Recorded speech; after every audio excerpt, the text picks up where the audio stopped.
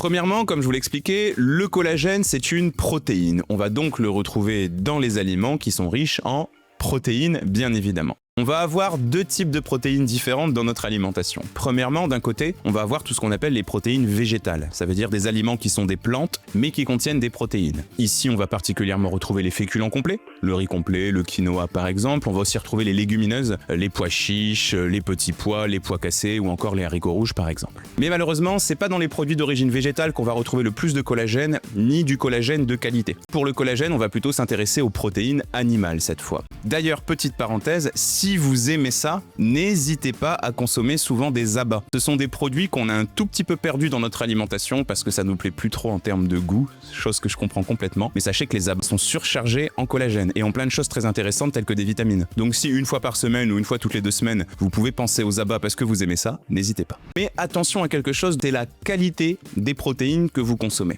Avoir assez de protéines, c'est bien, mais s'assurer que ce sont des bonnes protéines qui vont bien faire leur travail, c'est mieux. Qu'est-ce que je veux dire par là? Je veux dire par là que ce serait intéressant que vous preniez l'habitude d'éviter toutes les protéines transformées, ça veut dire toutes les protéines industrielles. Ici, je vais penser bien évidemment au cordon bleu, je vais penser aux nuggets, je vais penser aux poissons panés, je vais penser aux saucisses knacky par exemple. Ça, ce sont des choses qui sont vraiment très peu intéressantes, même si sur la liste des ingrédients, vous avez une quantité de protéines qui peut paraître intéressante.